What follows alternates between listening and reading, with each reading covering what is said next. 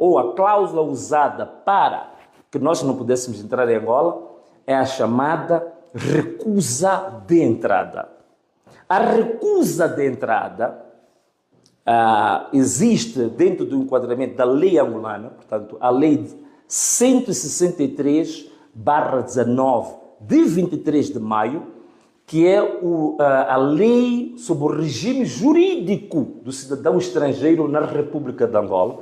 Esta lei é que determina como é que alguém é aceito ou é recusado a sua entrada. Portanto, o artigo 7, no número 2, diz claramente quando há uma recusa de entrada, primeiro, a pessoa a quem é recusada a entrada deve ser comunicada pelo responsável do posto de fronteira.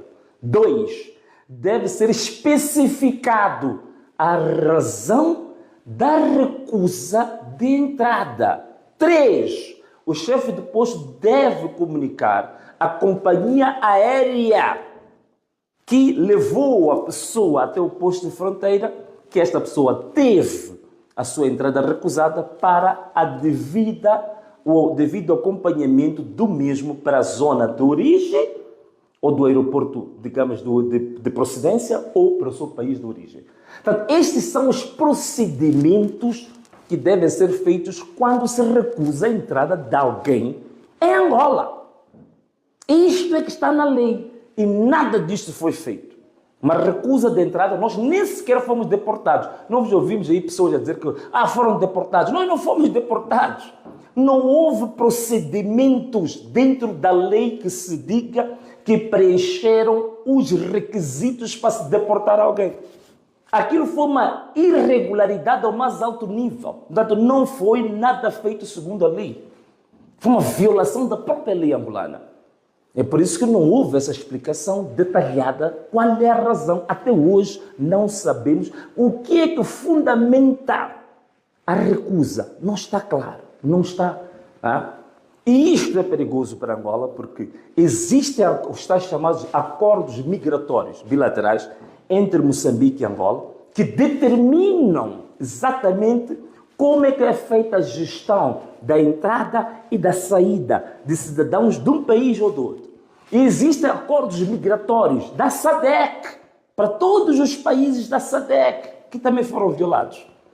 E existe ainda os chamados acordos de mobilidade para os países da CPLP. Portanto, temos vários instrumentos domésticos, regionais e continentais que gerem esta matéria dos cidadãos estrangeiros que chegam a Angola. E nenhum destes protocolos, nenhum destes acordos foram respeitados no aeroporto 4 de fevereiro. Para vergonha da imagem de Angola, para vergonha destes funcionários da migração, que gostam mais de selfies, não é? Todos eles fizeram selfies comigo, mas não cumpriram a própria lei angolana, não respeitaram os protocolos da SADC, não respeitaram os protocolos da CPLP e da União Africana. Portanto, isto é realmente muito dramático. Daí, que se calhar eu concordo um pouco com um artigo que foi escrito por uma senhora que dizia que o dia 13 de março devia ser decretado como dia da vergonha pública em Angola. Não, se calhar sim, eu penso que sim. 13 de março eu convoco os jornalistas, os ativistas angolanos, para que vocês oficialmente decretem 13 de março como dia da vergonha pública em Angola. Isso é muito importante. E isso tem que ser recordado na posteridade. E quem são as pessoas responsáveis por isto? E veja só, nós africanos da SADC, da CPLP, dos PALOP, até hoje não temos justificação. Mas nós sabemos que havia uma senhora americana na delegação que teve a sorte de comunicar a sua embaixada em Angola. A embaixada da Angola comunicou ou falou com o governo de Angola e o governo de Angola finalmente deu uma justificação porque que impediu a entrada lá. Justificou os americanos, mas não justificou os africanos. Justificou os americanos, mas não justificou os cidadãos da SADC. Justificou os americanos, mas não justificou aos cidadãos da União Africana. E o que disse a embaixada de Angola, a embaixada dos Estados Unidos de Angola? Dizem que o responsável por tudo, quem fez tudo isto foi o Ministério do Interior. Penso que o ministro do Interior recente, Manuel Homem, penso que é esse o nome dele. Então, o governo de Angola lançou toda a carga e todo o fardo para o ministro do Interior. Mas nós, africanos, estamos a saber dos americanos como se estivéssemos fora da nossa própria terra, fora do nosso próprio continente, fora da nossa própria região. Portanto, não há essa explicação. E há esta humilhação toda que todos eles passaram. Isto, em linhas gerais, meus irmãos, é o que ocorreu no aeroporto 4 de fevereiro em Angola. Este é o enquadramento correto. Ouvi vários jornalistas, vários juristas, aqueles juristas orgânicos que nós temos lá em Moçambique, né, que andam nas televisões, têm todo o espaço, falam de ser deportado, falam de acordos, falam de que a soberania dos Estados. Não há soberania nenhuma fora da lei. A soberania, não se pode confundir soberania com Babilônia. Não se pode confundir a soberania com um Estado caótico. Não se pode confundir a soberania com arbitrariedade. A soberania é exercida por um Estado, mas dentro de normas específicas, domésticas, regionais, continentais e internacionais. E estas regras, estes protocolos, não têm nada a ver com aquilo que ocorreu. Portanto, só a chamar aquilo de soberania é exatamente desta intelectualidade orgânica que a gente tem.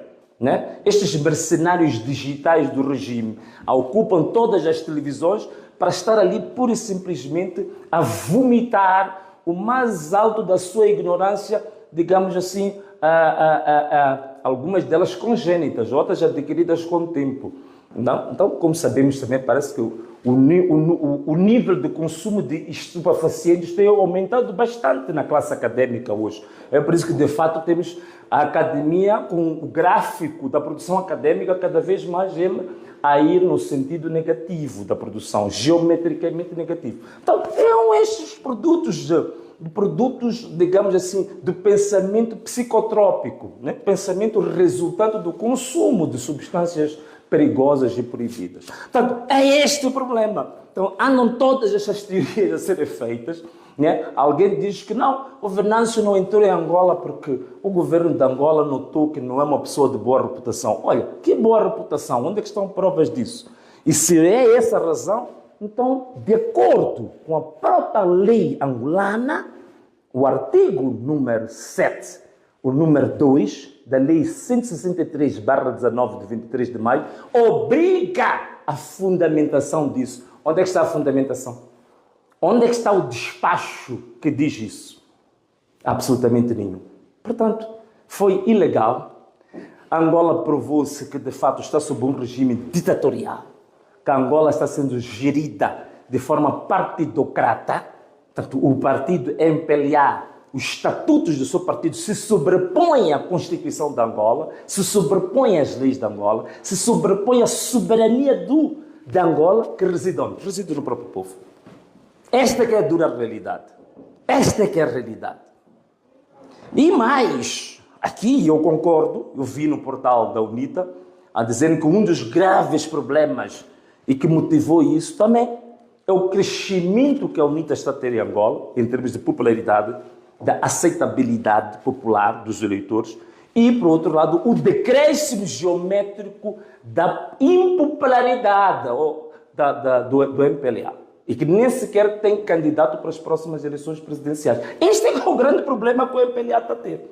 Então, ao invés de procurar formas de estratégias do marketing político, da mobilização política do seu povo, para perceber que o MPLA é a melhor alternativa política para Angola, fazem estes truques vergonhosos de tentar rasteirar, violar a própria lei que eles mesmos já autorizaram, eles próprios aprovaram essa lei e violam a lei. Essa é a grande questão. E não é a primeira vez que está acontecendo. Em 2022, a UNITA, quando quis fazer a abertura da sua campanha, convocou quadros da IDC e naquele dia foi o dia que estrategicamente se decretou luto nacional.